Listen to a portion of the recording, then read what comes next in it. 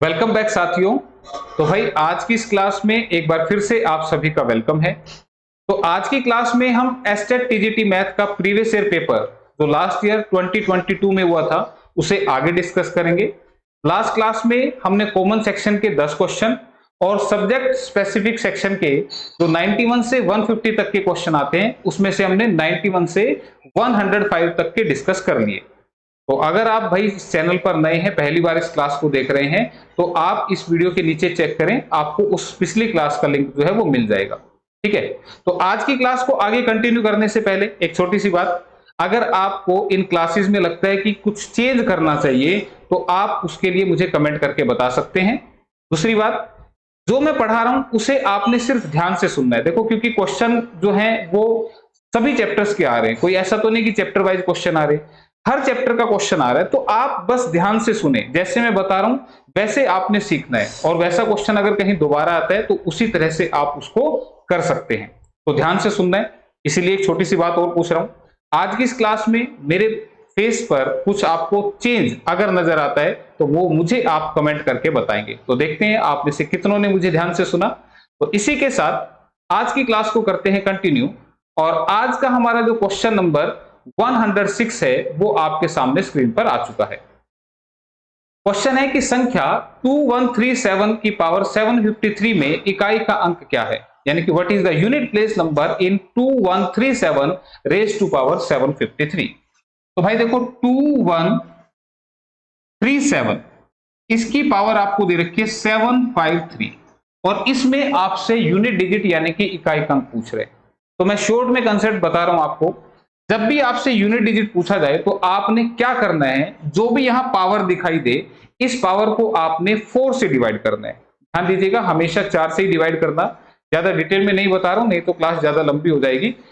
जो भी पावर है इसको आपने किससे डिवाइड करना है, 4 से डिवाइड करना है, और डिवाइड करने के बाद इसका रिमाइंडर यानी कि शेष निकालना है। आपने शेषफल निकाल देना है। ठीक है। तो अब इसी काम को थोड़ा सा और छोटा कर देते हैं। क्या कि बजाय आप पूरे नंबर को डिवाइड करो, आप सिर्फ लास्ट के 2 डिजिट्स को डिवाइड कर दो। ऐसा क्यों? क्योंकि ये 4 का डिविजिबिलिटी रूल है, विभाज्यता का नियम है कि कोई भी नंबर हमारा 4 से पूरा डिवाइड होगा या नहीं होगा, उसके लिए आप नंबर के आखिरी के 2 डिजिट्स को डिवाइड करके देखें। अगर ये लास्ट के 2 डिजिट 0 0 हो तो नंबर पूरा डिवाइड होगा 4 से। अदरवाइज जो भी यहां दे रखा है उसको डिवाइड करके अगर 0 आ गया तो नंबर पूरा डिवाइड होगा, नहीं तो आपको रिमाइंडर जो है वो मिल जाएगा। कैसे? जैसे 53 को अगर मैं 4 से डिवाइड करूं तो 4 1 जा 4, 4 3 जा 12, कितना रिमाइंडर आया? 1। तो आपने ये निकाल लेना है। ठीक है। इसके अलावा जब भी आप किसी भी नंबर को 4 से डिवाइड करते हैं, या तो रिमाइंडर यानी कि शेष 1 बचेगा, या 2 बचेगा, या 3 बचेगा, या वो नंबर पूरा पूरा डिवाइड होगा। यही 4 सिचुएशन आएंगी, इसके अलावा कोई सिचुएशन नहीं आएगी। किसी भी सिचुएशन में 5 शेष नहीं बचेगा, क्योंकि जो नंबर डिवाइड करता है उससे बड़ा रिमाइंडर कभी बचता ही नहीं है। ठीक है। तो जो भी रिमाइंडर आपका बचे, ध्यान रखना, या तो 1 बचेगा, या 2 बचेगा, 3 बचेगा, या पूरा डिवाइड होगा। जब पूरा डिवाइड होगा यानी कि रिमाइंडर 0 बचेगा, तो उस टाइम पे आपने रिमाइंडर 4 ट्रीट करना है। कैसे ट्रीट करना है? जैसे यहां पर कितना बचा? 1 बचा। तो अब आंसर के लिए आपने कैसे करना है, जो भी क्वेश्चन में यूनिट डिजिट है, इकाई का अंक है, उसकी पावर में आपने ये शेषफल लिख देना है और क्वेश्चन को सोल्व कर देना है। तो 7 की पावर 1 यानी कि 7 इस क्वेश्चन का आंसर बनेगा। यानी कि जब इसको सोल्व करेंगे तो इसका यूनिट डिजिट यानी कि इकाई का अंक बनेगा 7, यानी कि ऑप्शन नंबर 3 हमारा आंसर है। क्लियर है? तो मैं जो दूसरी बात बता रहा था कि जब ये पूरा पूरा नंबर डिवाइड हो जाता, मान लो यहां पे रिमाइंडर 0 बचता, तो उस सिचुएशन में यहां जो पावर है वो 1 नहीं रख के 4 रखनी है। ठीक है। तो पूरा डिवाइड होने पे शेषफल कितना लेना है? 4 लेना है। बस ये कंसेप्ट है। इसको अप्लाई करोगे, आप कोई भी यूनिट डिजिट इकाई के अंक का क्वेश्चन करेंगे तो आपका आंसर 100% आएगा। ठीक है। तो आंसर ऑप्शन नंबर 3। इसी के साथ नेक्स्ट क्वेश्चन देखते हैं भाई। अगला क्वेश्चन आपके सामने आ गया स्क्रीन पर।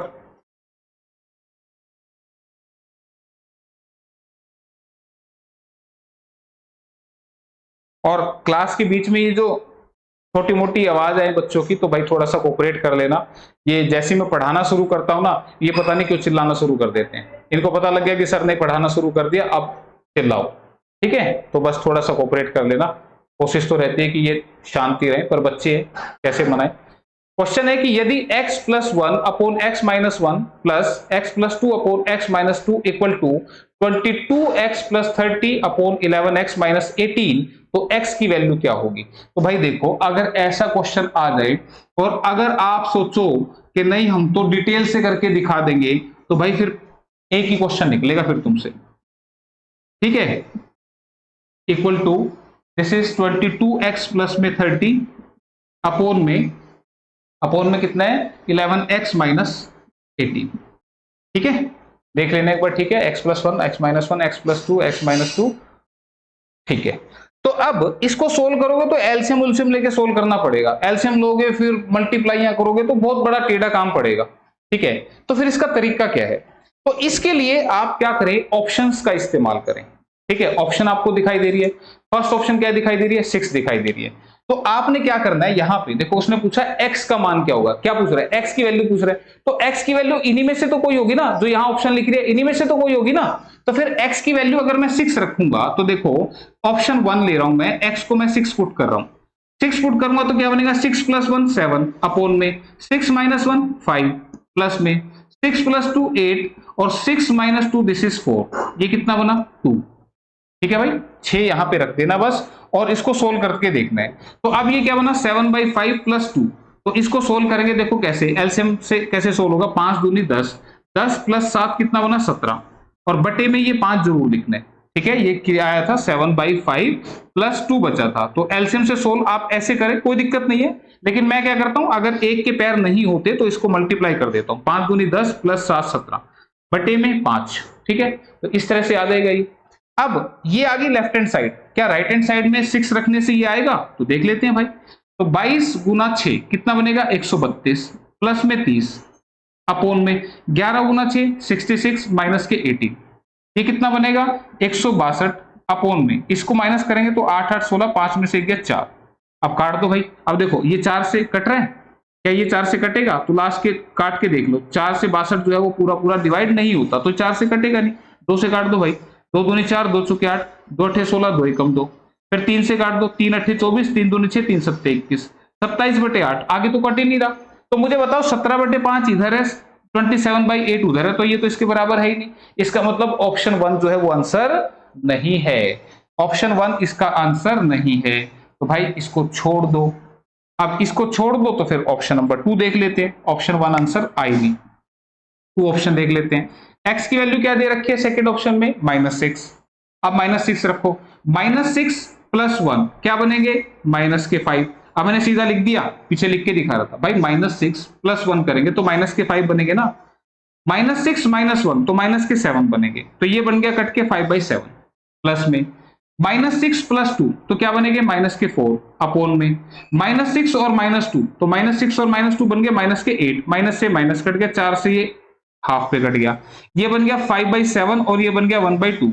एलसीएम से सोल्व कर दो, एलसीएम 14 आ रहे हैं, 7 दूनी 14, 2 पंजे 10, यहां 10 आएगा और 7 एकम 7, ठीक है। कैसे, मैं फिर से बता देता हूं, देखो आप एलसीएम ले रहे हो ना, मैं क्या कर रहा हूं, 5 दूनी 10, ये 10 आ गया, 7 एकम 7 और नीचे इन दोनों का प्रोडक्ट लिख देना, कितना बन गया 17/14, 17/14, ये लेफ्ट हैंड साइड आ गई हमारी, ठीक है। अब राइट हैंड साइड भी चेक करो क्या आएगी, राइट हैंड साइड चेक करते हैं। अब x को -6 रखेंगे तो -6 इंटू 22 माइनस के 132 और प्लस के 30 अपॉन में 11 छिके 66 माइनस के और माइनस के 18। अब इसको सोल्व करेंगे तो माइनस के बचेंगे, माइनस के कितने बन गए 102, और इसको सोल्व करेंगे तो कितना बन गया 8 6 14, 6 7 और 1 8, ठीक है।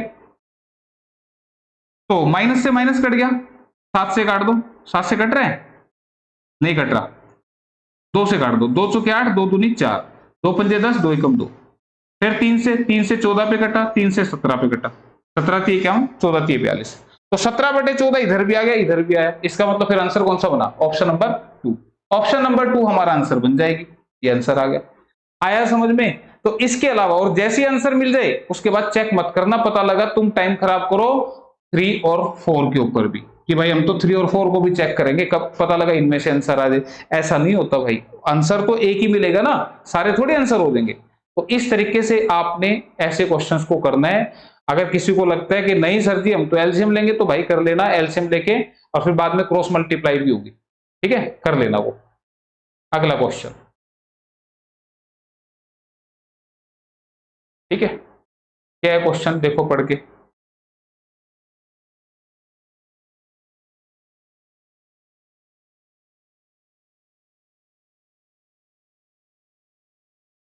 हाँ जी, संख्याओं की सूची के प्रथम 24 पदों का योग ज्ञात कीजिए जिसका nवां पद an equal to 3 plus 2n से दिया जाता है। कह रहा find the sum of first 24 terms of the list of numbers whose nth term is an equal to 3 plus 2n।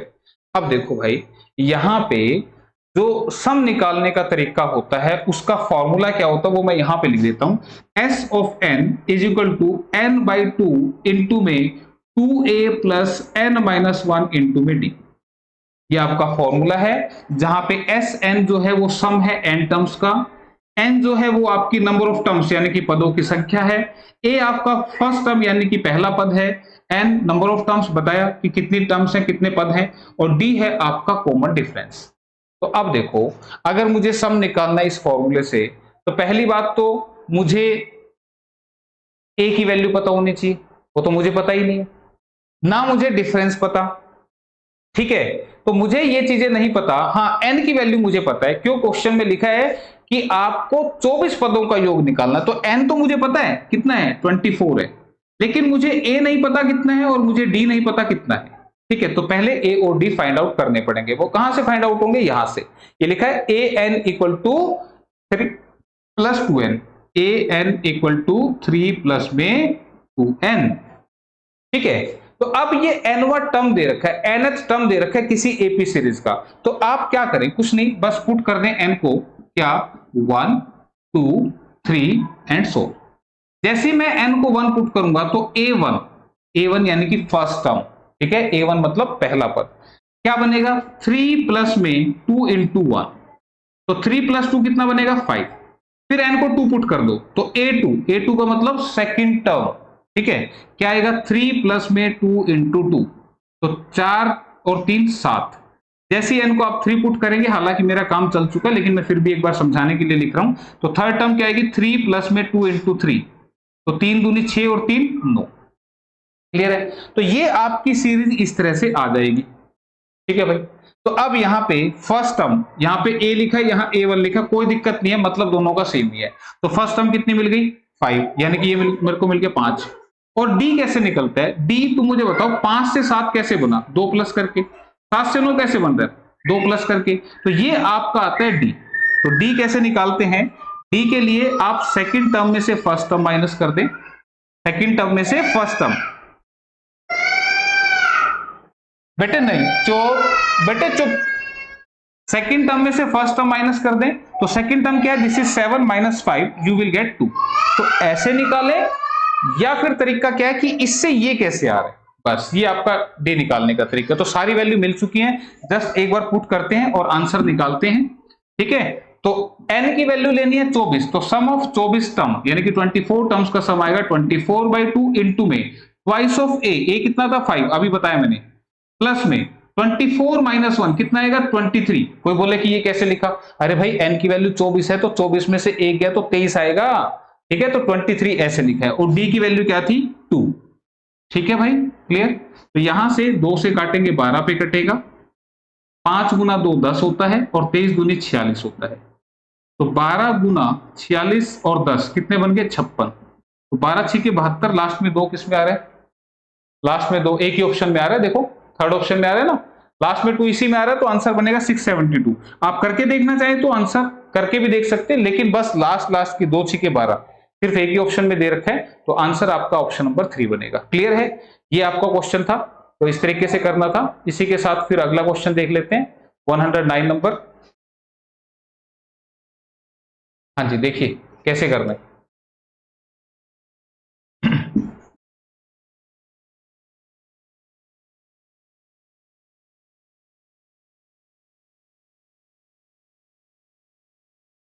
Root के अंदर लिखा है 0.081 इंटू 0.484 अपोन में 0.0064 इंटू में 6.25, इसकी वैल्यू आपसे पूछी जा रही है। तो देखो भाई, मैं एक बार क्वेश्चन यहां लिख के दिखा दूं, 0.081 इंटू में 0.484 अपोन में 0.0064 इंटू में 6.25, ये आपको दे रखा है।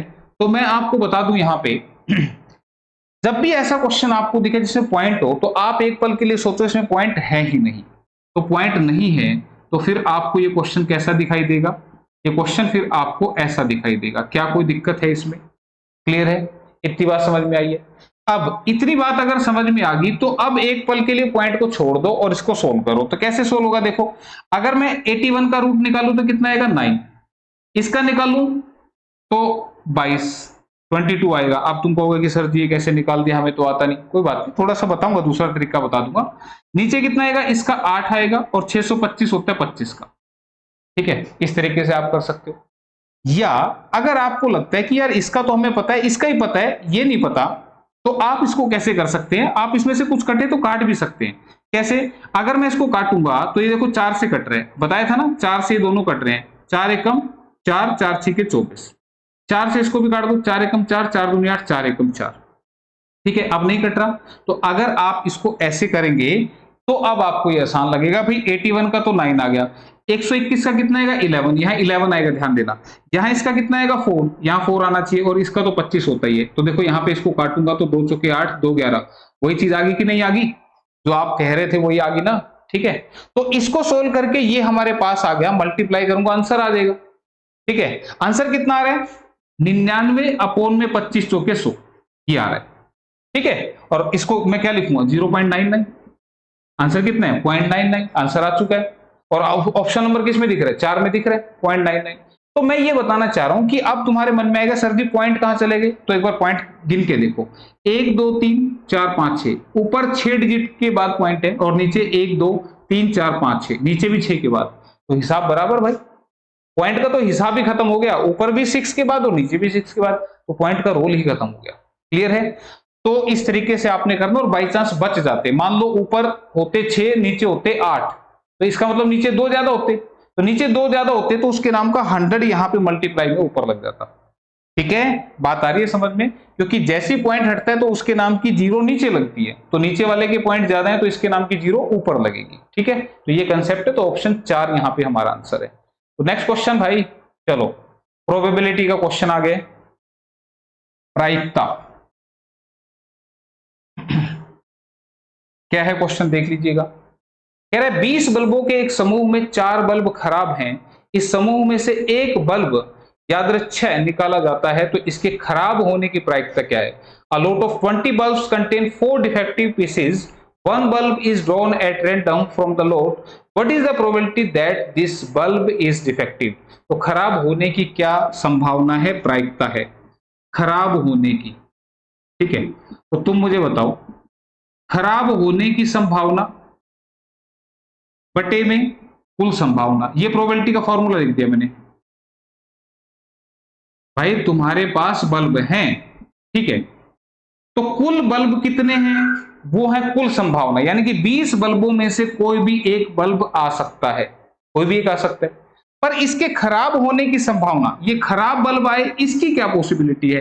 तो खराब कितने बल्ब हैं? 4, तो खराब होने की तो 4, भाई 4 में से कोई आ सकता है, इन चारों में से कोई एक आ सकता है।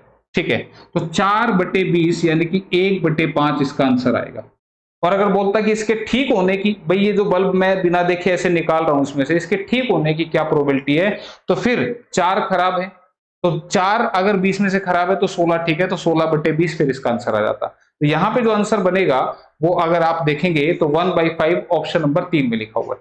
ठीक है, ऑप्शन 3 में लिखा है 1/5, तो ये इसका जवाब बनेगा भाई। क्लियर है? तो इजी क्वेश्चन पूछा था, ज्यादा मुश्किल नहीं था। तो इसी के साथ फिर आगे बढ़ते हैं, हमारा नेक्स्ट क्वेश्चन आ चुका है। ठीक है, ट्रिग्नोमेट्री का क्वेश्चन है। इसका फॉर्मूला इंग्लिश में होता है number of favourable cases upon में number of sample space. Sample space का मतलब जिनमें से टोटल में से सिलेक्ट करना है, और फेवरेबल केसेस का मतलब जो इस कंडीशन को मीट करते हैं, जो उसने पूछी, वही खराब बल्ब कितने होंगे। तो वो होते हैं नंबर ऑफ फेवरेबल केसेस। ठीक है, तो क्वेश्चन है 135 डिग्री को रेडियन में बताइए, एक्सप्रेस 135 डिग्री इन रेडियंस। तो अब आपको बता दें, जो 180 डिग्री होता है, 180 डिग्री जो होता है वो पाई रेडियन के बराबर होता है, पाई रेडियन। और यहां पे छोटा सा सी भी लिख देते हैं, कोई बात नहीं, सी लिखो ना लिखो, कौन देख रहा है आपसे, कोई नहीं पूछ रहा। ठीक है, बस 180 डिग्री पाई रेडियन के बराबर होता है। ये लाइन आपने याद रख ली तो ऐसे क्वेश्चन बिल्कुल आसानी से हो जाएंगे। अब इसको किधर रखना है, आप देखिएगा 135 डिग्री को रेडियन बनाना है, तो जो बनाना है वो राइट साइड में रखना है। अगर डिग्री बनाना होता तो फिर मैं इसको ऐसे लिख लेता, पाई बराबर 180 डिग्री। ठीक है, तो अगर 180 डिग्री पाई रेडियन है तो 1 डिग्री कितना बनेगा, पाई अपॉन में 180। और 135 डिग्री कितना बनेगा, तो पाई अपॉन में 180 इंटू में 135। बस सोल्व कर दो, आंसर आ गया। 5 3 15, 5 6 30, 5 2 10, 5 7 35, फिर 3 से कट रहा है, 3 से 12 पे, या 9 से काट दो, 9 चौके 36, 9 3 27, तो कितना बनेगा 3/4 पाई। तो 3/4 पाई बन जाएगा। आंसर दिख रहा है कहीं, ये दिख रहा है, ऑप्शन नंबर सेकंड 3π/4। क्लियर है, तो इस तरीके से याद रखना है इसको। इसके बाद अगला question again related to trigonometry.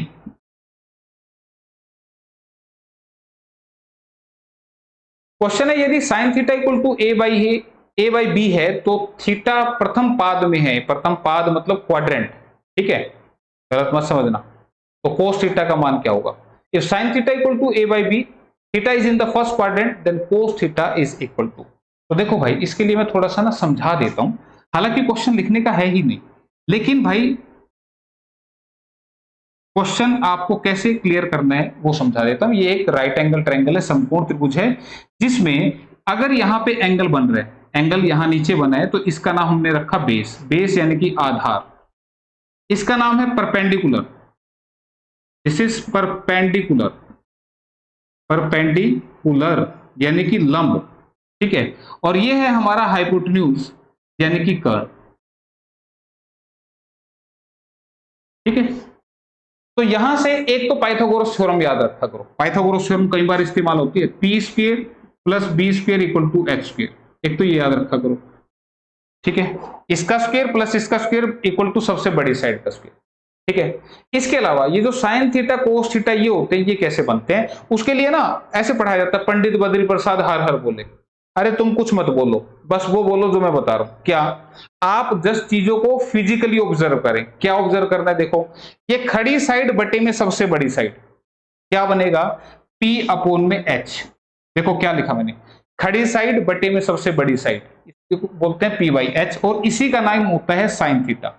इसी का नाम क्या होता है, साइन थीटा। फिर नीचे वाली साइड बटे में सबसे बड़ी साइड, नीचे है बेस अपॉन में H, this is B upon में H, ये क्या बनता है, कोस थीटा। ठीक है, अब ये अपॉन में ये P/B, ये क्या बनेगा, P/B, इसको बोलते हैं हम टेन थीटा। ठीक है भाई, क्लियर है ये बात। ये तीन नाम दे दिए इन साइड के रेशियो को। ठीक है, ट्रिग्नोमेट्रिक रेशियो का क्वेश्चन है ये वाला। तो ये साइड अपॉन ये साइड साइन थीटा, नीचे वाली साइड अपॉन में सबसे बड़ी साइड कोस थीटा, और ये साइड अपॉन में ये साइड, इसका नाम है टेन थीटा। अब इन्हीं को उल्टा कर दें तो ये बनता है कोसेक थीटा। कोसेक थीटा क्या बनता है, H/P। इसी का उल्टा कर दो, यानी कि साइन का उल्टा है कोसेक, कोस का उल्टा क्या होता है, sec theta, this is H/B, उल्टा कर दो। और टेन का उल्टा क्या होता है, कोट थीटा, इसको क्या लिखेंगे, B/P। तो रखने सिर्फ ये तीन याद हैं, ये अपने आप याद हो जाएंगे।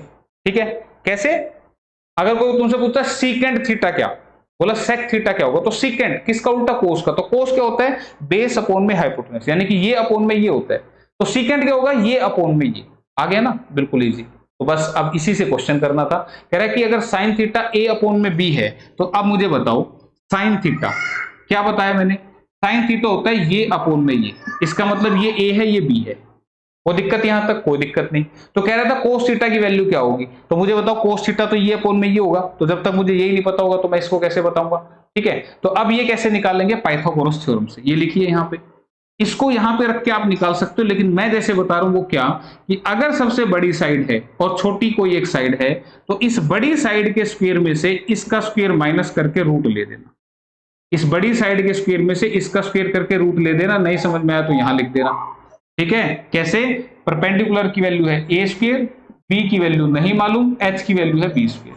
तो मुझे बताओ ये बेस कैसे निकलेगा, बी स्क्वायर कैसे निकलेगा, इसको उधर ले जाओ, बी स्क्वायर माइनस में ए स्क्वायर, और स्क्वायर हटेगा तो क्या बनेगा, रूट।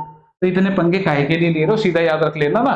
तो कोस थीटा पूछ रहा था, तो आंसर ही बता दूं सीधा, बी स्क्वायर माइनस ए स्क्वायर अपोन में ये लिखेंगे तो अपोन में बी। तो लिखने का नहीं था, कभी बोलो कि सर जी इस छोटे से क्वेश्चन में आपने इतना टाइम लगा दिया, ये चीजें सिखाई हैं आपको, ठीक है। तो ऐसा कहां दिख रहा है, सिर्फ ऑप्शन नंबर 4 में, ठीक है। मैं डायरेक्ट पहले आंसर बता सकता था, लेकिन फिर भी मैंने एक बार समझा दिया आपको, ठीक है।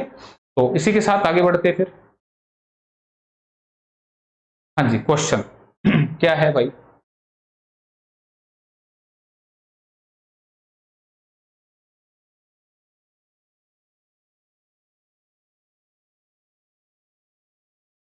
व्यंजक 2x cube plus 9x square minus x minus b का गुणनखंड 2x प्लस 3 है, तो b का मान ज्ञात कीजिए। Find the value of b for which 2x plus 3 is a factor of 2x cube plus 9x square minus x minus b. अब ये फैक्टर किस बीमारी का नाम होता है, गुणनखंड क्या होता है, देखो इसको समझो, कुछ भी नहीं। एक नंबर है 6, इस 6 के फैक्टर हैं 2 और 3, ठीक है, इसके फैक्टर, ये इसके फैक्टर है। तो इसका मतलब ये हुआ कि 6 जो है हमारा वो 2 से भी डिवाइड हो रहा है और 3 से भी डिवाइड हो रहा है, ठीक है ना। और डिवाइड हो रहा है तो रिमाइंडर कितना आ रहा है, 0। क्या बात समझ में आई। बस यही कंसेप्ट है जो इस क्वेश्चन में लगेगा, कि यहां हमारा जो पोलिनोमियल है वो क्या है, this is 2x cube plus 9x square minus x minus b. 2x cube plus 9x square minus x minus b, इसका एक गुणनखंड क्या है, 2x प्लस 3। ये इसका एक फैक्टर है, यानी कि ये जो है इससे पूरा पूरा डिवाइड होगा, और डिवाइड होगा तो रिमाइंडर क्या आएगा, 0 आएगा। क्या बात समझ में आ गई। तो अब आपने क्या करना है, तो यहां पे हमसे पूछ रहा है बी की वैल्यू क्या होगी, तो भाई इस बी को निकालने के लिए तुम यहां से एक्स की वैल्यू निकालो, और वो कैसे निकलेगी, इसको 0 रख दो। तो 2x की वैल्यू क्या आएगी, -3, और x की क्या आएगी, -3/2। ये x की वैल्यू जो भी आ जाए इसको ना इसमें पुट करना है। तो कहां पुट करना है, इसके अंदर पुट करना है, आपका आंसर आ जाएगा। कैसे, x को पुट करेंगे तो यहां पे क्या बनेगा, -3/2 की पावर 3 प्लस में 9 इंटू -3/2 का स्क्वेयर माइनस में माइनस के 3/2, ये माइनस ये वाला है, और x की वैल्यू ये रख दी माइनस के b। तो जैसे मैं इसको इसमें पुट कर रहा हूं, तो इसका मतलब अगर ये इसका फैक्टर था, तो मैंने कहा था अगर इसका फैक्टर 2 है तो 2 से इसको डिवाइड करने पे जो रिमाइंडर आएगा, शेष जो आएगा वो कितना आएगा, 0 आएगा। यानी कि इसका जो शेष आएगा वो कितना आएगा, 0 आएगा। तो इक्वल टू 0 रखना है, नहीं तो आंसर नहीं निकलेगा, ठीक है। तो अब इसको सोल्व करेंगे तो देखो, 3 तिया 9 तिये 27, बटे में 2 दूनी 4 दूनी 8, इसकी भी 3 बार मल्टीप्लाई, इसकी भी, लेकिन माइनस है तो ये माइनस का ही रहेगा, ठीक है।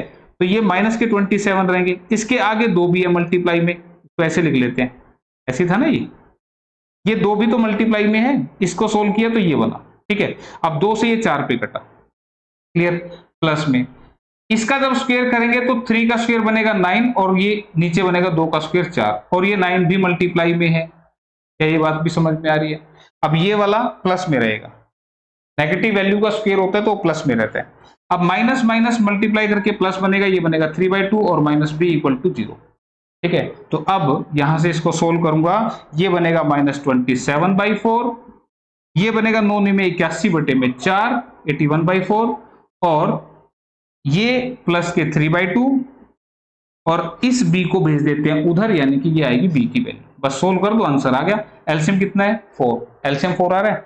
4 से कटा -27, प्लस में 4 से कटा 81, और प्लस में 2 दूनी 4, 2 की 6, तो 81 और 6 87।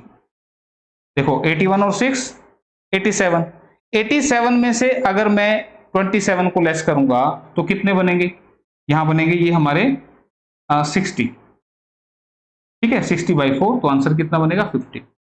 प्लस के बचेंगे ना, ये इसमें 80 थे ना, तो ये जब इसको सोल्व करेंगे तो माइनस के निकल गए तो प्लस के 60 बच गए, तो 60/4 आंसर बिकम्स 50, 15 आंसर है, ठीक है। तो आंसर दिख रहा है कहीं, 15 ऑप्शन नंबर 2 में लिखा भाई, सेकंड ऑप्शन दिख रहा है, सेकंड ऑप्शन, ये आंसर आपका, ठीक है, ध्यान से। तो इसी के साथ फिर आगे बढ़ते हैं, अगला क्वेश्चन आ जा भाई, आ गया।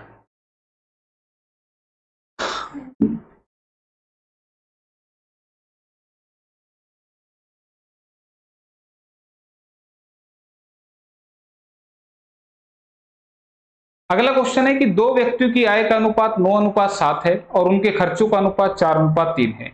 यदि प्रत्येक व्यक्ति प्रति महीने में 2,000 रुपए बचा लेता है तो किसी एक की मासिक आय क्या होगी?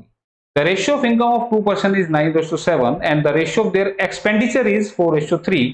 If one of them manage to save ₹2,000 per month then one person monthly income is. देखो भाई, यहाँ पे दो व्यक्ति जो है इनके नाम यहाँ पे लिख लो, एक का नाम ए है और एक का नाम बी है।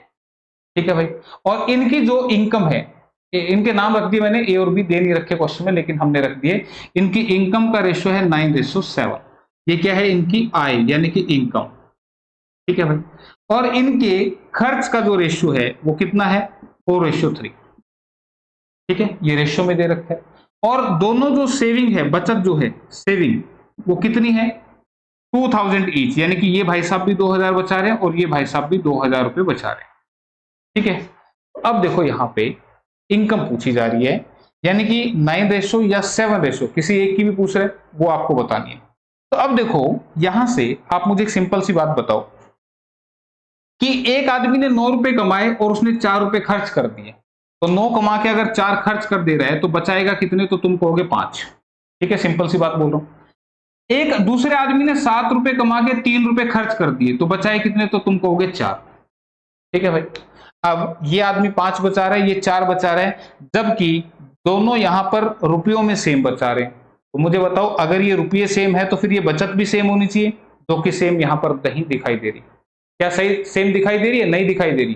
तो फिर इसको आपने सेम करना है, और सेम करने का मेथड क्या वो मैं बताऊंगा कि इन रेशियो का डिफरेंस कैसे सेम होता है।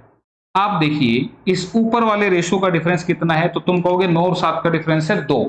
तो जो ऊपर वाले रेशियो का डिफरेंस है उसको करना है आपने नीचे मल्टीप्लाई दोनों साइड, इधर भी और इधर भी। नीचे वाला रेशियो 4-3 था, इसका डिफरेंस कितना? 1, तो इसको आप करेंगे ऊपर मल्टीप्लाई। भाई 1 से इधर भी, 1 से इधर। ठीक है, तो अब देखो 9 एकम 9, 7 एकम 7, ये तो सेम ही रहेगा, लेकिन ये 4 दूनी 8 और 3 दूनी 6 बन चुके। ठीक है, क्लियर है ये बात? तो अब यहां से मैं आपको बताना चाहूंगा कि अब ये आदमी 9 कमा के 8 खर्च रहा है, बचाया कितना? 1। ये 7 कमा के 6 बचा रहा है, सॉरी 7 कमा के 6 खर्च कर रहा है, बचाया कितना? 1। क्लियर है? तो अब देखो, इसकी बचत और इसकी बचत, दोनों की बचत सेम हो गई। ठीक है, जो कि पहले सेम नहीं थी अब वो सेम हो गई। तो यही हमें करना था, इसको सेम करना था, तरीका बता दिया। ऊपर की रेशियो 9 और 7 का डिफरेंस नीचे दोनों जगह मल्टीप्लाई, नीचे की रेशियो का डिफरेंस ऊपर दोनों जगह मल्टीप्लाई। ठीक है, एक को तो करके दिखाने की जरूरत नहीं, पर मैंने लिख के दिखा दिया। तो अब ये जो एक आया, ये क्या है? सेविंग है। तो एक सेविंग जो है क्वेश्चन में 2,000 के बराबर है। देखो, इसकी भी 2,000 है, इसकी भी 2,000 है। ठीक है, तो एक सेविंग 2,000 के बराबर है। तो आपसे इनकम पूछ रहा था, तो एक इनकम निकालूंगा तो 9 की वैल्यू क्या आएगी? 9 दूनी 18,000, और 7 की वैल्यू निकालूंगा तो 7 दूनी 14,000। तो आंसर या तो 18,000 मिलना चाहिए या 14,000, इनमें से एक होना चाहिए। तो देख लेते हैं कौन सा। तो पहले नंबर पे ही सजा रखा है कौन सा? 18,000, फर्स्ट ऑप्शन। तो फर्स्ट ऑप्शन आपका आंसर बनेगी। क्लियर है? ये आपका जवाब है। ठीक है, तो कोई एक बतानी थी। तो ये है आपके क्वेश्चन को करने का तरीका। क्लियर? तो एक्स उक्स मान के मत करना, ज्यादा पंगे में हाथ लगाने की जरूरत नहीं है। एक्स उक्स मानोगे तो फिर ये 9x, ये 7x, फिर इसको मानोगे। ठीक है, y मान के भी हो सकता है या फिर माइनस करके भी हो सकता है। तो मैंने वो तरीका बता दिया जिससे अगर ये क्वेश्चन दोबारा कहीं दिखे तो आप इसको कर सके। अगला क्वेश्चन क्या है? 2 - 1/3, 2 - 3/5, 2 - 5/7 अप टू 2 - 997 अपॉन में 999। इसको आपको सोल्व करना है और क्या आंसर आएगा वो देखिएगा। तो यहां पे आपको बता दें, ये एक पैटर्न है। कैसा पैटर्न है? देखो, मैं सोल्व करके दिखाता हूं। इसको सोल्व करो। इसको कैसे सोल्व करोगे? देखो, 3 2 जा 6, भाई 3 दूनी कितने बनेंगे? 6, और 6 में से एक गया बना 5, तो 5/3 इसका आंसर आएगा। कितना आंसर आएगा? 5/3। देखो मैंने क्या कहा, 2 - 1/3। मैं क्या करता हूं, इसकी मल्टीप्लाई, 3 दूनी 6, 6 में से एक गया 5, ये तो ऊपर लिख दिया, और बटे में ये बेस जरूर लिखना है। ठीक है, ब्रैकेट मींस क्या? मल्टीप्लाई। अब इसको सोल्व करो अगले वाले को, 5 दूनी 10, 10 में से 3 गए 7, तो क्या बनेगा? 7/5। बात आ रही है समझ में? तो अब सारे को सोल्व नहीं करना, जस्ट पैटर्न को समझना है। क्या? तुम देखो यहां पे नीचे में 3 लिखा है, तो 3 नीचे लिखा है तो ऊपर 2 ज्यादा यानी कि 5 लिखा हुआ है। नीचे में अगर 5 लिखा है, नीचे में 5 लिखा है तो ऊपर 2 ज्यादा यानी कि 7 लिखा है। अगले में नीचे 7 लिखा है तो ऊपर 2 ज्यादा 9 लिखा होगा, और इसी तरह से लास्ट में जब लास्ट वाला होगा तो उसमें नीचे लिखा है 999। नीचे कितना लिखा है? 999। तो नीचे 999 है तो ऊपर 2 ज्यादा, तो कितना बनेगा? 1001। ठीक है, जैसे आप इसको लिखोगे तो इससे आपको देखना है कि ये ऐसे कट रहे हैं या कैसे। ये ऐसे भी कट सकते थे लेकिन ये ऐसे कट रहे हैं। ऐसे कटेंगे तो ध्यान दो वो कटेगा। आपको ये मत बोलना बोला सर ये कैसे कट गया, अरे भाई इससे पीछे जो टर्म आएगी उससे ये कट जाएगा। जैसे ये पिछली टर्म से कट रहा है ना, ऐसे वो भी पिछली टर्म से कटेगा। ठीक है, तो उधर से क्या नहीं कटा? उधर से 1001 नहीं कटा और इधर से ये 3 नहीं कटा, और यही है इस क्वेश्चन का आंसर 1001 बटे में 3। तो कहीं ऑप्शन में दिख रहा है? ऑप्शन नंबर 3 में दिख रहा है। ठीक है, ऑप्शन नंबर 3 में दिख रहा है 1001 बटे में 3। क्लियर है? बात आई समझ में? कोई मुश्किल कोई दिक्कत आनी नहीं चाहिए। चलो फिर आगे बढ़ो। Next question. अब नेक्स्ट क्वेश्चन जो है आपका स्टैटिस्टिक्स से रिलेटेड आ गया है। ठीक है, कैसे करना है पहले क्वेश्चन को देखें। कह रहा निम्नलिखित आंकड़ों में से लुप्त बारंबारता ए का मान क्या होगा यदि आंकड़ों का माध्य 18 है।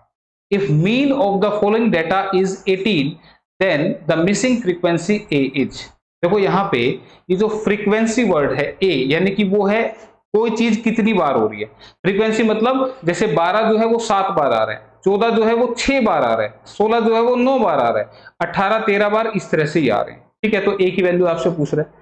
तो देखो सबसे पहले तो जो ये मीन होता है, मीन, ठीक है, मीन का मतलब क्या होता है?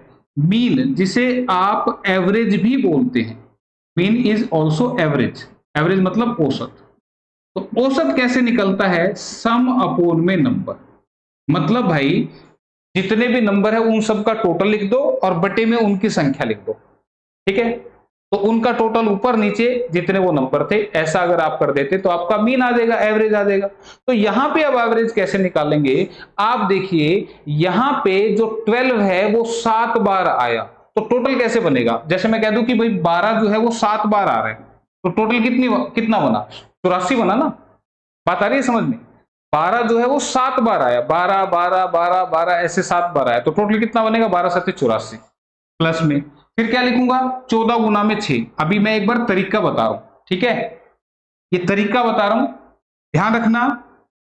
सोल्व कैसे होगा वो थोड़ा सा फास्ट तरीका बताऊंगा।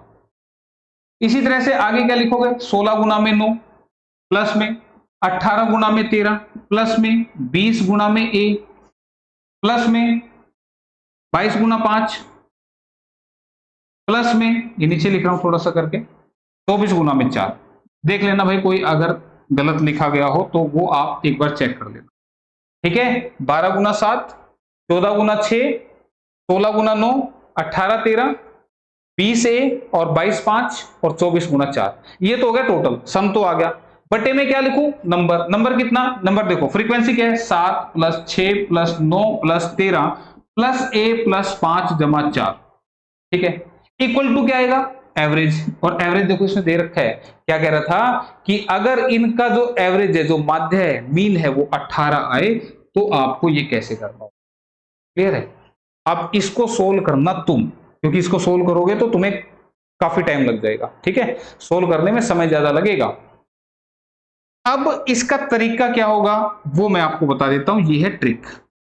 और ट्रिक भी क्या है यार, थोड़ा सा बेसिक कंसेप्ट है। देखो औसत का मतलब क्या होता है? एवरेज मतलब समान होना।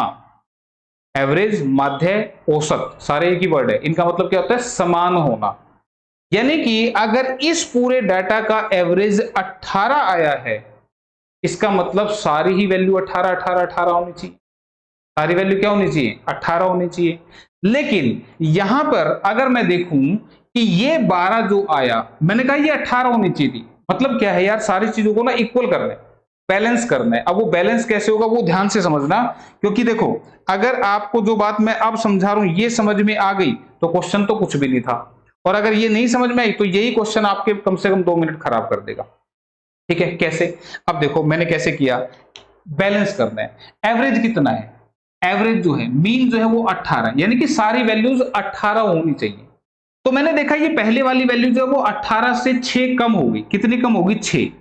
और ऐसी एक नहीं 7 वैल्यू कम होगी, यानी कि इसका मतलब 42 मेरे पास कम हो गए, यानी कि मेरा 42 का नुकसान हो गया, ऐसे समझ लो। ठीक है, ये वाली एवरेज जो है 18 से कितनी कम होगी, 4 कम, और ऐसी ऐसी कितनी वैल्यू थी 6, तो कितनी कम होगी, 24 कम होगी, 24 का नुकसान यहां हो गया।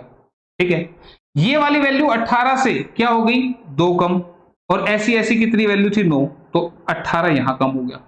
क्लियर है? अब ये 18 थी, 18 ही है, यानी कि यहां कोई नुकसान नहीं हुआ। ध्यान रखना, मैं प्रैक्टिकल सा बोल रहा हूं थोड़ा। यहां नुकसान हो रहा है, कितना नुकसान हो रहा है, ये सारा नुकसान आ चुका है मेरे पास, माइनस में है ना सारी, तो 8 2 10 और 4 14, 4 2 6 7 और 1 8, मेरा 84 का नुकसान हो गया भाई, 84 का नुकसान हो गया। इस वाले पे मेरा कोई नुकसान नहीं हुआ, क्योंकि एवरेज 18 था, 18 ही चल रहा है।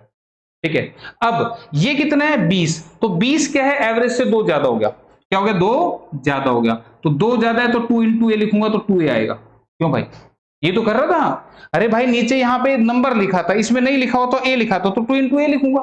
चलो छोड़ देते हैं इसको, आगे बढ़ते हैं। ये 18 से 22 कितना बढ़ गया, 4, 4 का फायदा हो गया, और 4 का फायदा मुझे कितने आइटम पे हुआ, 5 पे, तो कितना बन गया, 20। ठीक है, उसके बाद 18 से 24 कितने का फायदा हो गया, 6 का, और कितने आइटम पे हुआ, 4 आइटम पे, तो कितना हुआ, 24 का। ठीक है, क्लियर है ये बात? तो अब मुझे बताओ, सिंपल सी बात, आंसर आ रहा है, देखो कैसे आ रहा है, तो मुझे बताओ, इसका तो मुझे पता नहीं, लेकिन इसको ऐड करूंगा तो कितना बनेगा, 44। मेरा नुकसान हुआ 84 का, और मैंने कहा लेवल करना है इस नुकसान को, 84 का नुकसान हो गया, इधर मेरे को 44 रुपए तो मिल गए, ये 44 की बजाय 84 बन जाए तो ए को क्या मान लू, तो तुम कहोगे सर जी ए को अगर 20 ले लोगे, अगर ए को 20 ले लोगे तो 20 दूनी 40 हो जाएगा, 40 और 44 ये भी 84 हो जाएगा, यानी कि हिसाब किताब बराबर हो जाएगा, नुकसान आपका बराबर हो जाएगा। यानी कि ए की वैल्यू मेरे से पूछ रहा है, तो ए की वैल्यू क्या होनी चाहिए, अगर यहाँ पे 40 लिखा होता तो ये टोटल भी इतना ही बनता ना, 84। ठीक है, तो इसका मतलब ए की वैल्यू क्या होनी चाहिए थी, 20, तो देखो कहीं 20 लिखा है, तो तुम कहोगे बिल्कुल सर जी लिखा है, कहां लिखा है, ऑप्शन नंबर 2 में। तो ये है आपका कंसेप्ट जो मैंने आपको बताया, प्रैक्टिकल तरीके से बताया, चीजों को रटना नहीं होता मैथमेटिक्स में, रट्टे मारोगे तो ज्यादा लंबे नहीं चलोगे। ठीक है, तो रट्टे नहीं मारने, कैसे समझाया वो आपको पता लगा। ठीक है, क्लियर? तो यहां पे ये बात आपने ध्यान रखनी है, इस नुकसान को पूरा करना है, तो देखो इससे कहीं ज्यादा ये फास्ट होगा। ठीक है, क्लियर? तो चलो फिर आगे बढ़ते हैं, इसी के साथ फिर अगला क्वेश्चन आपका 117।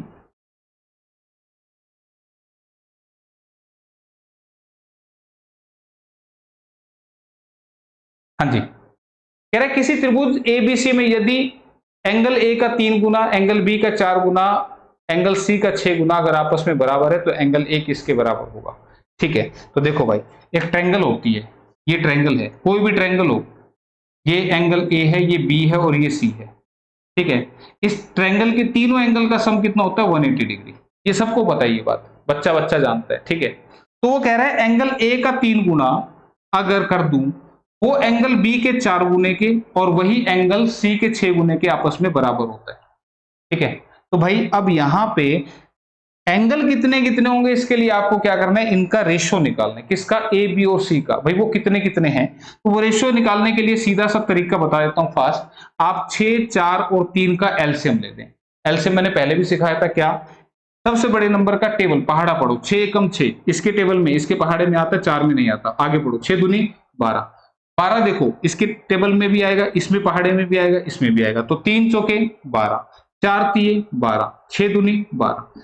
जैसे आप ये करोगे तो आपके पास ये एंगल्स का रेशियो आ जाएगा, यानी कि इस त्रिभुज के जो कोण हैं उनका रेशियो है 4:3:2, यानी कि एंगल्स का रेशियो आ गया, यानी कि ये एंगल 4 हिस्से, ये 3 हिस्से और ये 2 हिस्से।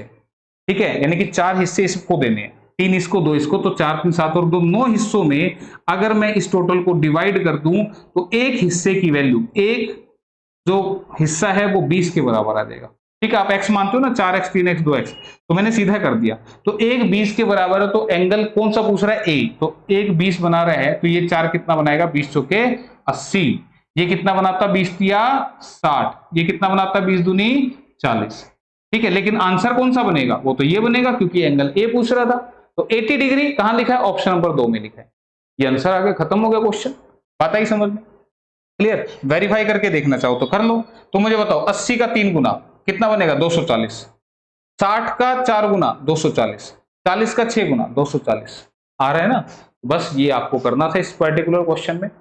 चलो फिर आगे बढ़ते हैं। आगे अगला क्वेश्चन। अब देखो भाई, ये लास्ट क्लास में मैंने समझाया था ये वाला क्वेश्चन। ये मत बोलना कि सर जी नहीं पता ही नहीं था, ये कब करवाया आपने। मैं उस टाइम पे ना कंसेप्ट समझा रहा था, और देखो उस कंसेप्ट को समझाया था, तो यहाँ पे फिर से क्वेश्चन आ गया। क्या है क्वेश्चन? कह रहे हैं कि 0.23535 को P बाई Q की फॉर्म में लिखो। ठीक है, क्या है नंबर? 0.23535, यही है ना? इस तरह से चल रही है, इसको P बाई Q की फॉर्म में लिखना है। ठीक है, तो अब देखो यहां पे रिपीट क्या कर रहे हैं। तुम देखो यहाँ पे 35 आ रहा है, तो सबसे पहले तो आपने बार लगानी है। बार कैसे लगेगी? जो रिपीट कर रहा है उसके ऊपर बार लगा दो। ठीक है, 35 रिपीट कर रहा है तो इसके ऊपर बार लगा दी। अब इसको कैसे सोल्व करते हैं? मैंने बताया था कि डेसिमल के बाद जो है वो सारा लिख दो। लिख दिया भाई। फिर जिस पे बार नहीं है उसको माइनस कर दो। ठीक है, बताया था ना पीछे भी। अब इसके नाम के लिखोगे 2 बार 9, इसके नाम का लिखोगे 0। ठीक है, तो 235 में से 2 गए तो 233 बटे में 990। ठीक है भाई, 35 में से 2 गए तो 233, 233 बनेगा ना। तो क्या दिख रहा है कहीं ऑप्शन में? ऑप्शन नंबर 1 में लिखा हुआ है 233 अपॉन में 990। क्लियर है? कटे तो काट देना, लेकिन ये कट नहीं रहा तो फिर जबरदस्ती तो कर ही नहीं सकते। तो इसका आंसर ऑप्शन नंबर 1 था। ठीक है, 4 मत लगा देना गलती से, वहां 999 लिखा है। जब जिस पे बार नहीं होती उसके नाम का 0 लगाते हैं। ठीक है, अगला क्वेश्चन ज्योमेट्री सेक्शन का है ये क्वेश्चन आपका। नेक्स्ट,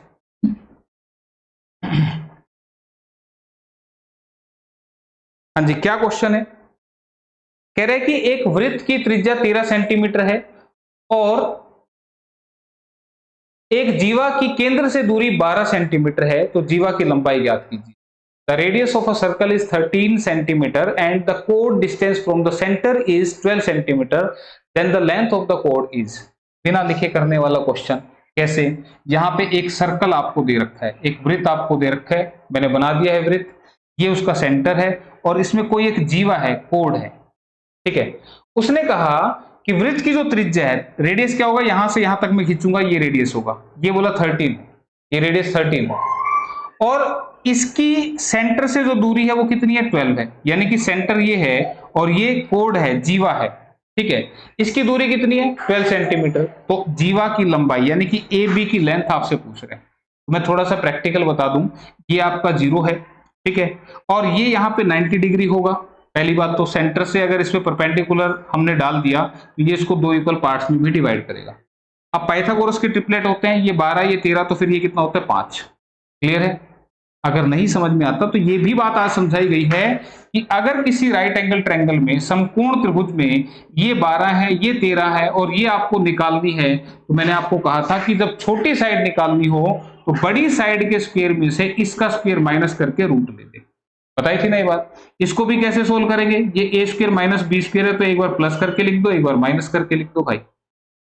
13 + 12 25, ये कितना? 1, और इसका रूट करेंगे तो कितना आएगा? 5।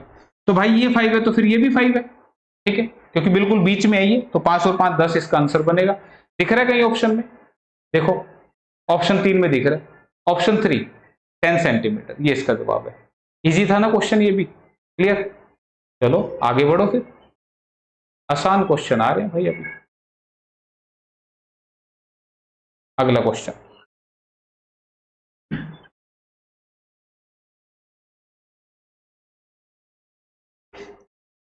निम्नलिखित रैखिक समीकरण का हल है। The solution of the following system of linear equations. अब देखो भाई, ये 2 इक्वेशन आ गई। ये तुम इसको सोल्व करने बैठ जाओगे तो तुम्हें इसको लेवल करना पड़ेगा, या तो x के लिए या y के लिए, मतलब दोनों को सेम करना पड़ेगा, और सेम करोगे तब जाके आप इसको सोल्व करोगे। तो मुझे बताओ, जब मैं इसको यहां सोल्व करूंगा, मैं थोड़ा सा लिख के बता देता हूं। This is √7x plus √11 y equals to 0 and √3x। देखो एग्जामिनर क्या पूछना चाह रहा है आपसे, -√5 इक्वल टू 0। तो देखो क्या फायदा है कोचिंग का? कोचिंग का फायदा ये है, जिस बच्चे को नहीं पता उसको तो ये पता है कि भाई 2 इक्वेशन है, इनको बराबर करके हम सोल्व कर सकते हैं। अब बराबर कैसे होगी? ये इक्वेशन 1 है, ये इक्वेशन 2 है, बराबर करने के लिए इसको 3 से मल्टीप्लाई कर दो, इसको 7 से कर दो। देखो कैसे, इसको √3 से, इक्वेशन 1 को मल्टीप्लाई करना है √3 से और इक्वेशन 2 को मल्टीप्लाई करना है √7 से। ठीक है, तो ये बनेगा 3 7 21 √21 और ये बनेगा 7 21 √21, ये सेम हो जाएंगे और फिर दोनों को सब्ट्रैक्ट कर देंगे आंसर के लिए। ठीक है, x की वैल्यू कट जाएगी, y की वैल्यू आ जाएगी। लेकिन इतने पंगे काहे के लिए ले, ये तो आएंगे ना, ये 1 2 3 4 ये तो आएंगे ना साथ में ही। तो आप देखो x की वैल्यू क्या होगी और y की वैल्यू क्या होगी, ये हमसे पूछना चाह रहा है। तो ऑप्शन में से ही तो कोई होगी, तो ऑप्शन में से उठा के इसमें रख के देख लो, जिससे आंसर सेटिस्फाई हो गया वही बन जाएगा। तो अब देखो यहाँ पे ऑप्शन नंबर 4 क्या दे रहा है, x0 y0। अगर मैं x को 0 पुट कर दूं तो 0 इंटू √7 0 प्लस में 0 into √y 0 equal to 0, satisfied. इसमें भी रख के देख लो, 0 इंटू √3 0, 0 इंटू √5 0, तो 0 माइनस 0 0 ही होगा। तो सेटिस्फाई किससे हो रहा है, ऑप्शन नंबर 4 से हो रहा है, बिल्कुल आसान। फिर भी किसी को दिक्कत लगे तो भाई बाकी की वैल्यू भी रख के चेक कर लेना, जिससे ये सेटिस्फाइड हो, left hand side equal to right hand side आए। किसमें, इस इक्वेशन में। ये जो इक्वेशन दे रखी है ना, ये वाली, ये जो 2 इक्वेशन दे रखे हैं, इनमें अगर ये आ जाए तो आपका वही आंसर होगी। तो यहाँ पे जो आंसर बन रहा है इस क्वेश्चन के लिए ऑप्शन नंबर 4 बन रहा है। ठीक है, क्लियर है। चलो भाई आगे ये भी समझ में। चलो नेक्स्ट क्वेश्चन फटाफट।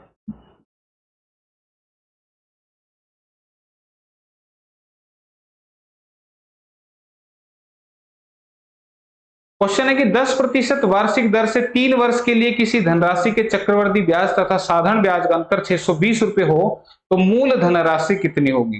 The difference between CI and SI is ₹620 for 3 years at 10% per year, then what would be the principal amount.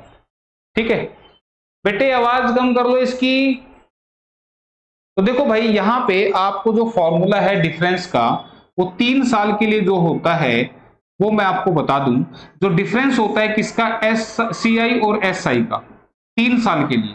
ये क्या है, डिफरेंस। इनका जो डिफरेंस है, अंतर जो है, वो किसके बराबर होता है, PR² into 300 plus R upon में 100 का क्यूब। इस फॉर्मूले को याद कर लेना। हालांकि तरीके तो और भी बहुत है यहाँ पे करने के, पर ये थोड़ा सा फास्ट काम करेगा। ठीक है, 2 साल के लिए ये फॉर्मूला क्या होता है, for 2 year this is CI minus SI, this is PR² upon में 100 का स्क्वायर। ठीक है, ये 2 साल के लिए। तो हमारा क्वेश्चन 3 साल का है, तो डिफरेंस कितना है, 3 साल का 620, ये 620 है। प्रिंसिपल कितना है मालूम नहीं, कोई तो पूछ रहे। दर कितनी है, 10% यानी कि 10 का स्क्वायर, इंटू में 300 प्लस 10 अपॉन में 100 का क्यूब। 100 के क्यूब का मतलब 100 इंटू 100 इंटू 100 3 बार। तो 300 प्लस 10 कितना बनेगा, 310। 10 का स्क्वायर कितना बनेगा, 100। तो इस 100 से ये कटा, 310 की 0 से ये कट गया, 31 से 20 पे ये कटा।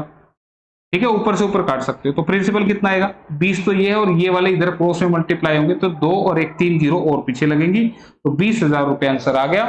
ठीक है, तो 20,000 रुपए ऑप्शन नंबर 4 में लिखे। आसान क्वेश्चन। ठीक है, 20,000। आगे चलो,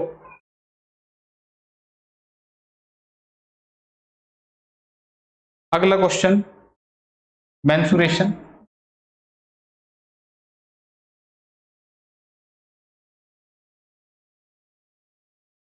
किसी त्रिभुज की भुजाएं 3 सेंटीमीटर 4 सेंटीमीटर और 5 सेंटीमीटर है, तो त्रिभुज का क्षेत्रफल क्या होगा। The sides of a triangle are 3 centimetre 4 centimetre 5 centimetre, then area is equal to, area क्या होगा, हाफ इंटू 3 इंटू 4। एरिया क्या होगा, this is half into 3 into 4, दोनों छोटी साइड लेनी है, तो कितना बनेगा 6 सेंटीमीटर स्क्वायर। आगे आंसर दिख रहा है कहीं, ऑप्शन नंबर 1 में लिखा हुआ। तो ऐसा कैसे हुआ, अगर कोई भी ट्रायंगल की साइड तुम्हें दे दे 3 4 5, तो भाई ये पाइथागोरस के ट्रिपलेट बनते हैं। ठीक है, फिर भी किसी को नहीं पता ये ट्रिपलेट क्या बीमारी होती है, तो वो क्या करे, पाइथागोरस थ्योरम बताई थी मैंने, क्या, P² plus B² equal to S², ये बताई थी आज बताइए क्लास में। ठीक है, तो अब मुझे बताओ यहाँ पे H क्या होता है, सबसे बड़ी साइड। तो मुझे बताओ यहाँ पे 3 का स्क्वायर प्लस 4 का स्क्वायर इक्वल टू 5 का स्क्वायर बनेगा। तो तुमने कहा ये 9 और ये 16 और ये 25, तो बोला जी बिल्कुल बनेगा, ये तो सही है। तो आपको बता दूं, अगर किसी ट्रायंगल में ये पाइथागोरस सेटिस्फाई होती है, तो मैंने ये कब बताई थी, ये मैंने ये बताई थी ना। इसका मतलब ये कैसी ट्रायंगल है, समकोण त्रिभुज राइट एंगल ट्रायंगल है, और राइट एंगल ट्रायंगल का एरिया कैसे निकलता है, half into base into perpendicular यानी कि हाइट। ठीक है, तो half into base into perpendicular यानी कि इन दोनों का प्रोडक्ट, और ये दोनों कौन सी है, छोटी साइड, जो कि मैंने पहले लिखी थी। ठीक है, तो आंसर ऑप्शन नंबर 1 बनेगी। ठीक है, तो इतना आसान क्वेश्चन दिया हुआ था। इसी के साथ अगला question again related to mensuration, क्षेत्रमिति का क्वेश्चन है अगला भी।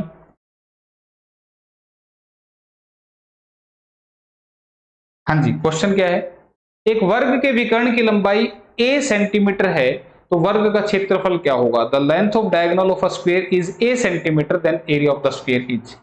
देखो फिर से पाइथागोरस, कैसे, ये होता है आपका स्क्वायर, स्क्वायर यानी कि वर्ग जिसकी सारी भुजाएं कैसी होती हैं, इक्वल, सारी साइड क्या होती हैं, इक्वल, और ये होता है इसका डायगोनल विकर्ण, तो ये क्या होता है, √2 टाइम्स साइड, क्या होता है, √2 टाइम साइड। कैसे आया, देखो ये फिर से आपको समकोण त्रिभुज राइट एंगल ट्रायंगल दिख रही है, इसमें पाइथागोरस लगाओ तो सबसे बड़ी साइड कैसे निकलती है, दोनों छोटी साइड के स्क्वायर का टोटल करके रूट ले दो। ठीक है, अब की बड़ी साइड निकाल रहे हैं तो ध्यान रखना बड़ी साइड के लिए इनके स्क्वायर का टोटल, ये पाइथागोरस थ्योरम थी, ये कितना बनेगा, 2a² का रूट। ठीक है, अब इसको सोल्व करेंगे तो ये इसका भी रूट है और ये इसका भी है, तो इसका तो रहेगा एज इट इज, और इसके स्क्वायर से रूट कटेगा तो ये बनेगा। तो आप याद रखना स्क्वायर का जो डायगोनल होता है वो √2 टाइम्स साइड यानी कि √2a के बराबर होता है, ये आप याद रख लेंगे। इससे क्या होता है, अब देखो यहाँ पे विकर्ण की लंबाई a है, तो आप देखो भाई विकर्ण की लंबाई भी a दे दी, तो मैं इसको ना a की बजाय x ले लेता हूं। ठीक है भाई, a की बजाय मैं क्या ले लेता हूं, x क्या है, साइड है।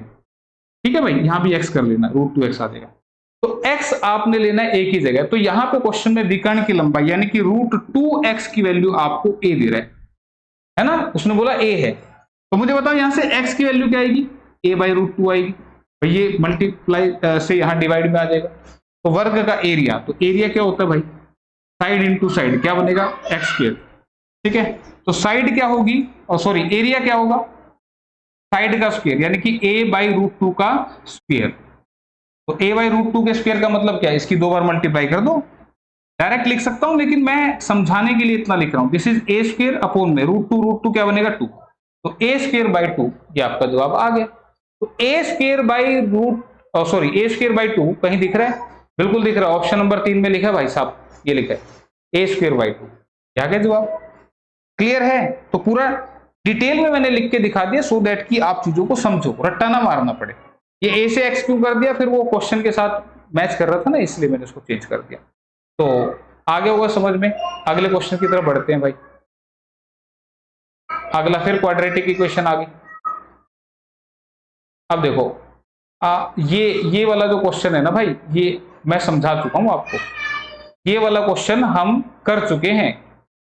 ठीक है, और ये क्वेश्चन मैंने आपको समझा दिया था लास्ट क्लास में, ये कंसेप्ट मैंने आपको बता दिया था, डिस्क्रिमिनेंट का कंसेप्ट यहां पर लग रहा है। ठीक है, क्वाड्रेटिक इक्वेशन का क्वेश्चन है, 10th क्लास में आता है ये। ठीक है, क्या है, द्विघात समीकरण ax² + bx + c = 0 के विविक्त कर के संदर्भ में कौन सा तथ्य सही है। कह रहे which statement is true about the discriminant of the quadratic equation ax² + bx + c = 0। तो ध्यान दो, ये डिस्क्रिमिनेंट था, b² - 4ac > 0, ये डिस्क्रिमिनेंट था। मैंने बताया था अगर डिस्क्रिमिनेंट यानी कि b² - 4ac की वैल्यू अगर 0 से बड़ी आती है तो दोनों जो रूट्स होते हैं यानी कि दोनों जो x की वैल्यू, इसको जब सोल्व करूंगा तो x की जो 2 वैल्यू आएंगी वो दोनों कैसे आएंगी, अलग अलग, अगर ये बड़ा हो हमारा किससे, 0 से। इसके अलावा अगर इसकी वैल्यू 0 के बराबर आती है तो दोनों रूट कैसे आते हैं, इक्वल, 2 इक्वल रूट, यानी कि x की जो दोनों वैल्यू आएंगी वो दोनों इक्वल होंगी अगर ये 0 के बराबर हो।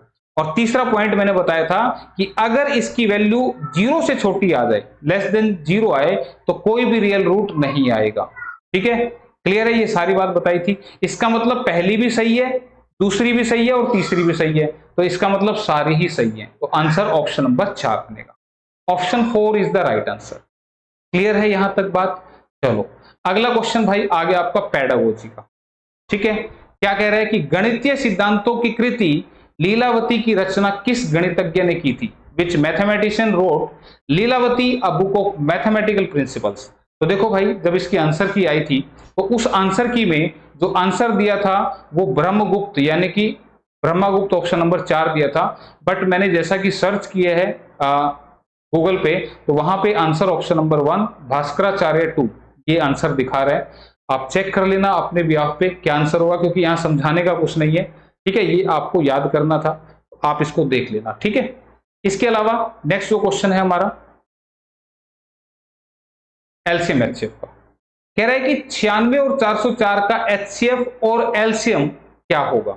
96 और 400, 96 और 404 का क्या निकालना आपने, एलसीएम और एचसीएफ, ठीक है। तो निकालने की जरूरत क्या है, क्यों, ऑप्शन में दे तो रखे हैं, option A B C D, यानी कि 1 2 3 4 में आंसर दे रखे हैं। तो आपको बता दें हाईएस्ट कॉमन फैक्टर होता है एचसीएफ, यानी कि वो बड़ी से बड़ी वैल्यू जिससे ये दोनों डिवाइड होंगे वही एचसीएफ होगा।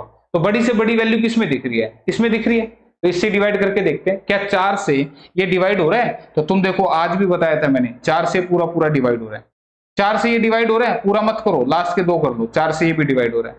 तो ये दोनों ऑप्शन 4 से डिवाइड हो रही है, तो ऑप्शन 2 ही आंसर है, क्वेश्चन खत्म। क्लियर है, ठीक है। तो बस इतना सही करना था, और अगर ये नहीं होता तो फिर एलसीएम निकाल देते हैं। एलसीएम कैसे निकालते हैं आपको आता भी होगा, एचसीएफ तो ऐसे निकालते हैं, एक ऐसी वैल्यू जिससे ये दोनों कटे। तुमने कहा 4 दूनी 8, 4 चौके 16, 4 एकम 4, 4 एकम 4, फर्दर ऐसी वैल्यू जिससे दोनों कटे तो कोई नहीं है, तो ये आ गया एचसीएफ। एलसीएम में आप अगर नहीं कट रहे तो इनकी इसकी मल्टीप्लाई कर दोगे तो आपको मिलेगा क्या, एलसीएम, ठीक है। तो फिलहाल इतना तो तुम्हें आता ही होगा। तो फिलहाल हम बढ़ते हैं अगले क्वेश्चन की तरफ। क्वेश्चन क्या है,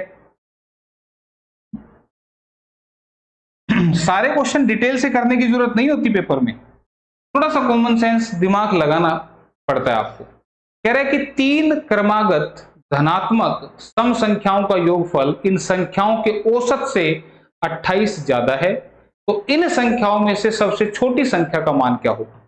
The sum of 3 consecutive even positive number is 28 more than the average of 3 numbers. The smallest number is equal to.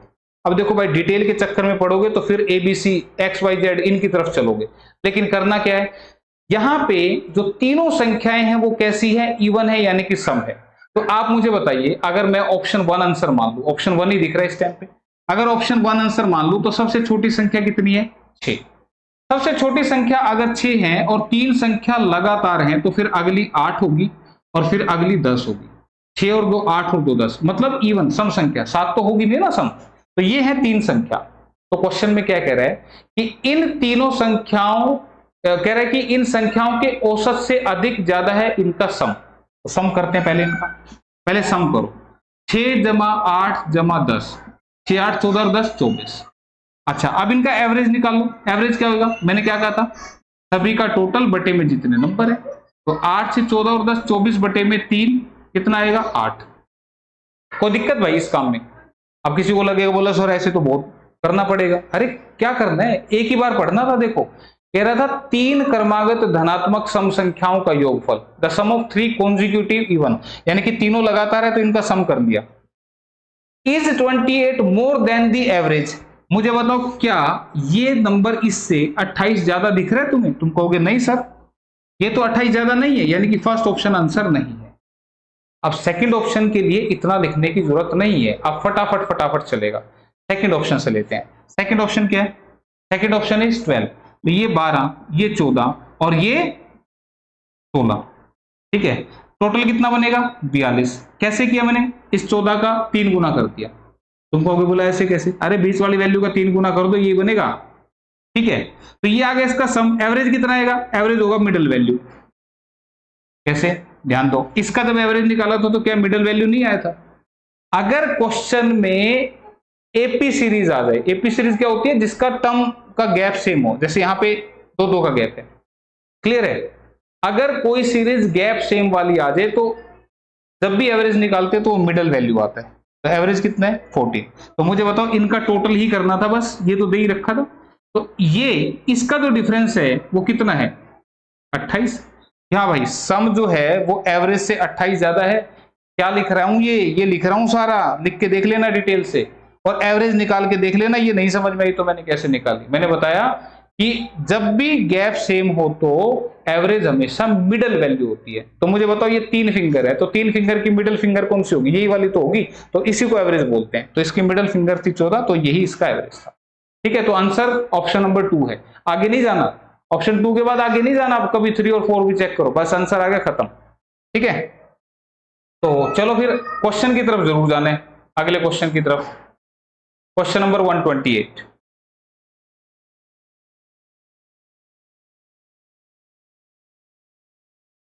Question है, यदि मूल राशि और 1 वर्ष के साधारण ब्याज का अनुपात 25:1 है तो ब्याज की दर कितनी है? If the ratio of principal amount and the simple interest of 1 year is 25:1, then the rate of interest is। क्या दे रहा है? कह रहा है प्रिंसिपल का और सिंपल इंटरेस्ट का जो रेशियो है वो 25:1 है। इसका मतलब ये है कि अगर मेरे पास 25 रुपए है तो उसका ब्याज मिलेगा मुझे 1 रुपया। तो आपको रेट ऑफ इंटरेस्ट बताना है, तो सिंपल इंटरेस्ट का फार्मूला होता है PRT अपॉन में 100। साधारण ब्याज बराबर है मूलधन गुणा दर गुणा समय बटे में 100। साधारण ब्याज कितना? 1 रुपया। किसका? 25 रुपए का। रेट क्या है? मुझे नहीं पता। टाइम कितना है? ध्यान दो, 1 वर्ष, ये लिखा है यहाँ पे 1 वर्ष का साधारण ब्याज अपॉन में 100। तो 25 से कटा 4 पे, ये 4 क्रॉस मल्टीप्लाई करेगा तो R की वैल्यू कितनी आ गई? 4%, यानी कि दर हो गई 4%। तो ऑप्शन 1 में लिखा हुआ है, बस खत्म हो गया क्वेश्चन। क्लियर? तो 4% ऑप्शन 1 आंसर। चलो अगला क्वेश्चन, क्वेश्चन नंबर 129।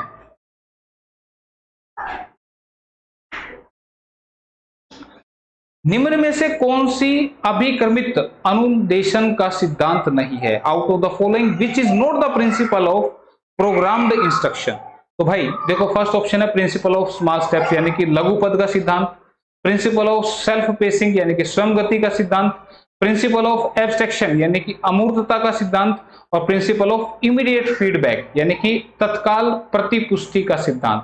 तो भाई अगेन पेडागोजी का क्वेश्चन है, तो answer option number 3 principle of abstraction यानी कि अमूर्तता का सिद्धांत, ये इसका जवाब रहेगा। ठीक है, तो इसके बाद नेक्स्ट क्वेश्चन देख लेते हैं। नेक्स्ट क्वेश्चन आपका 130 नंबर। 130 नंबर अगेन जो है आपका मेंसुरेशन का क्वेश्चन है। कह रहा है कि 2 गोलक के पृष्ठीय क्षेत्रफल 4:9 के अनुपात में है तो उनके आयतनों का अनुपात क्या होगा? The ratio of surface area of 2 sphere is 4:9, the ratio of there volume is. तो भाई क्वेश्चन बिना लिखे हो जाएगा।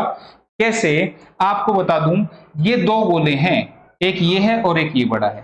सरफेस एरिया का गोला क्या होता है ये भी बता दूं, गोला जो अंदर से भरा हुआ हो, जो ठोस हो। जैसे अगर बात करूं मैं कंचे की, मार्बल की, तो वो क्या है? एक गोला है। या बात करूं मैं लेदर की गेंद की, वो भी क्या अंदर से भरी हुई होती है। या बात करूं शॉर्ट पुट की, लोहे का गोला होता है। वो सारे क्या हैं? वो आपके ठोस गोले हैं, स्फीयर हैं। ठीक है, जबकि फुटबॉल की बात करें तो फुटबॉल अंदर से खाली होती है, तो वो ठोस गोला नहीं है। तो कह रहा है इनके सरफेस एरिया का, सरफेस एरिया कौन सा होता है भाई? ये वाला जो पोर्शन है, ये जो पोर्शन है ये सरफेस एरिया होता है, जिसका रेशियो आपको दे दिया कितना? 4:9। ये किसका है? ये एरिया का रेशियो है। ठीक है, तो इसमें एरिया के, जब एरिया का रेशियो दे रखा है तो एरिया सर्कल का कैसे निकला होगा? पाई आर स्क्वायर करके निकला होगा। तो यहां पे इनके रेडियस का रेशियो आपको मिलेगा कैसे? अगर एरिया का दे रखा है तो इसका आपने रूट कर देना है। कितना मिलेगा? 2:3। ये बात समझ में? ये बात अगर समझ में आ गई तो अब देखो क्वेश्चन क्या था, उसके वॉल्यूम का रेशियो यानी कि आयतन का रेशियो क्या होगा? वॉल्यूम का रेशियो क्या होगा? वॉल्यूम यानी कि आयतन। तो भाई वॉल्यूम के लिए क्या कर दो? इनका क्यूब कर दो, इनकी पावर 3 कर दो। एरिया होता है 2 डायमेंशनल, वॉल्यूम होता है 3 डायमेंशनल। तो 2 का क्यूब बनेगा 8, 3 का क्यूब बनेगा 27, यानी कि 2 की 3 बार मल्टीप्लाई करोगे 8, 3 की 3 बार करोगे आएगा 27।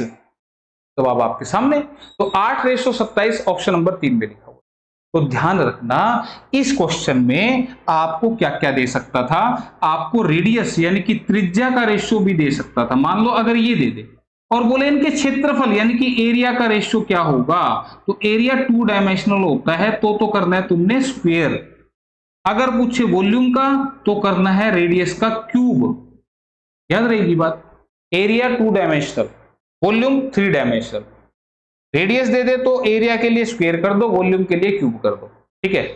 अगर इसमें और क्या दे सकता था, अगर आपको एरिया दे दे जैसे इस क्वेश्चन में दिया था, तो एरिया का रूट करोगे तो फिर रेडियस आएगा, ठीक है, क्लियर है। और अगर इस क्वेश्चन में तीसरी चीज दे दे, क्या, वॉल्यूम दे दे, बोला इनके वॉल्यूम का रेशियो है 8:27, तो यहां से रेडियस का रेशियो क्या आएगा या एरिया का रेशियो क्या आएगा, तो फिर क्या करना है, तो क्यूब रूट करना है, ध्यान रखना क्या करना है, क्यूब रूट।